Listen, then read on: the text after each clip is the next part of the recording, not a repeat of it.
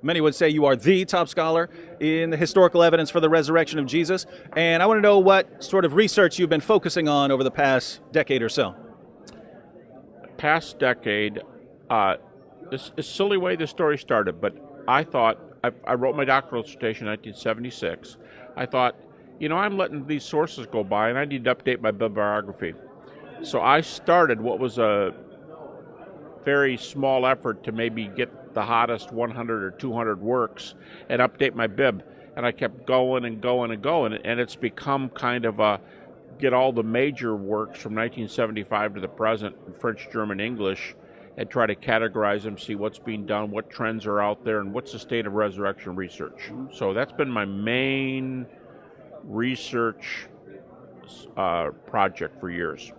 And so when we're talking about researching the sources, are these just Christian scholars or what's going on here? Well, the only thing I require is that they be academics in the field. Now, I defined critical scholars in my definition.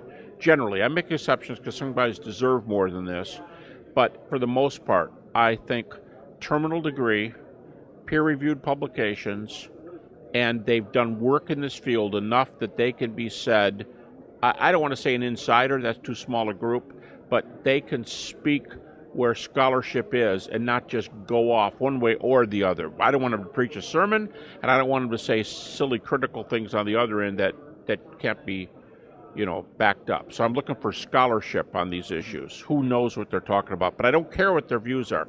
I don't care how skeptical, liberal, moderate, or conservative they are. So this would include atheist scholars, agnostic scholars? Absolutely. Agnostics, Bart Ehrman, any of those kind of guys.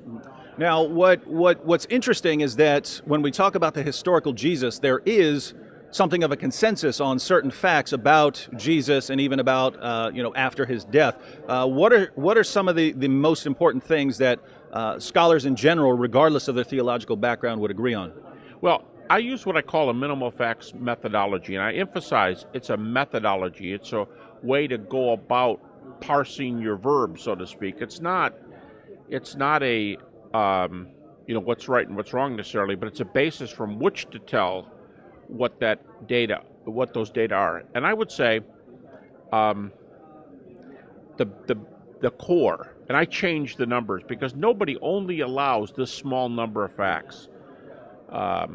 I would say Jesus died by crucifixion.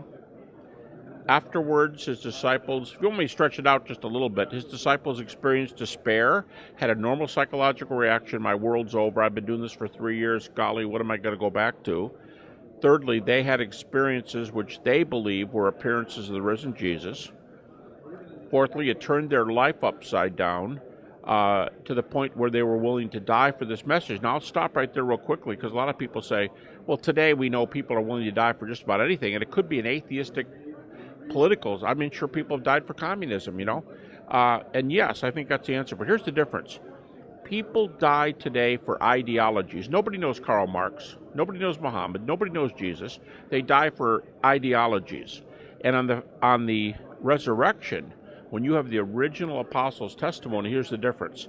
They are the only people in space and time, history, who can answer the question of most likely what occurred with regard to Jesus after his death. Did you see him?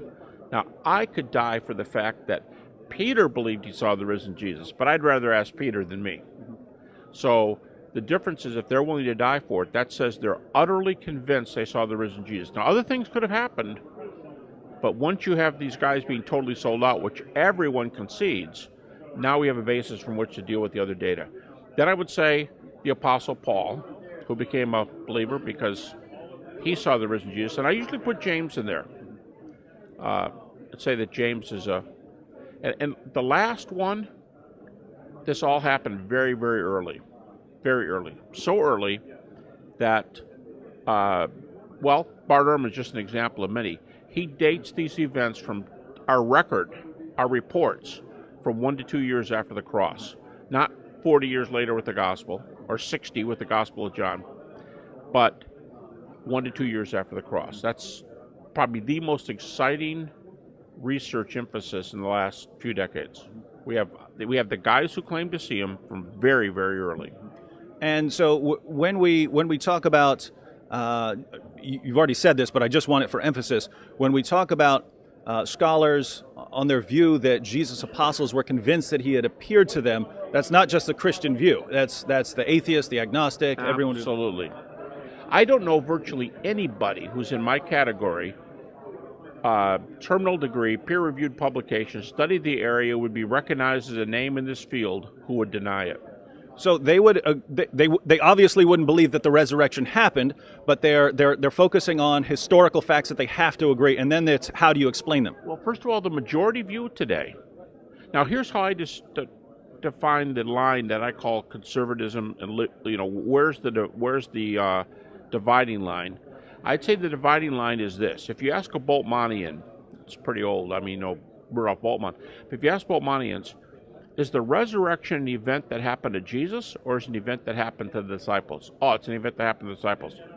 You're on the left. Mm-hmm. If someone says it's an event that happened to a dead man named Jesus, and something happened to that man, especially if they add he's alive today as a result, that's the conservative side.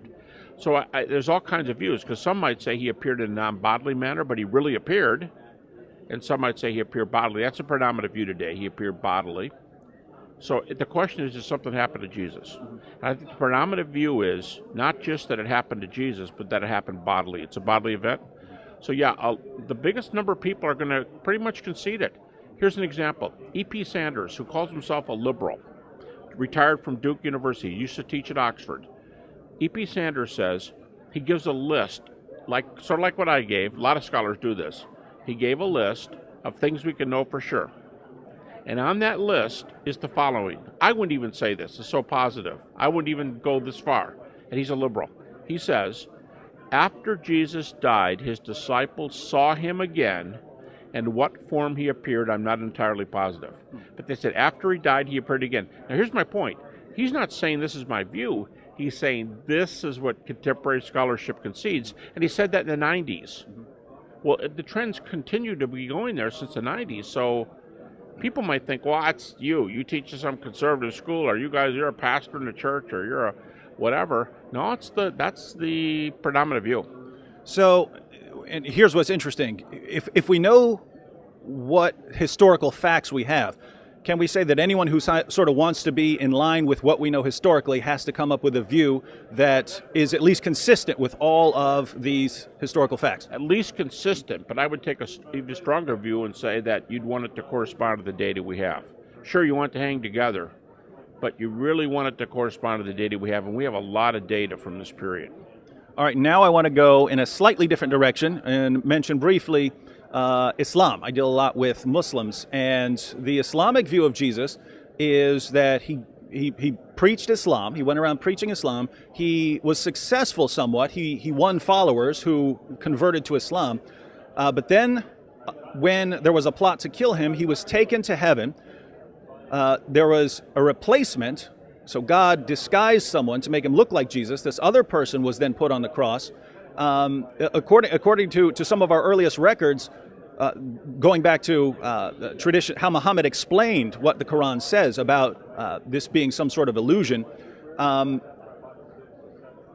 Jesus' disciples were actually asked who's going to take his place. So the disciples were aware that this was a kind of divine conspiracy where God is going to trick people into believing that Jesus died. And so the disciples knew that this wasn't true.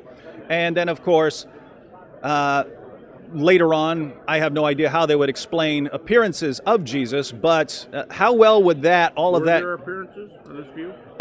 There's nothing straightforward in the Muslim sources about Jesus appearing, so they would have to say, and I've heard a Muslim apologist say that maybe God allowed Jesus to appear to comfort his disciples because they were worried about him or something like that. Bodily or how? Bodily? Did he appear bodily?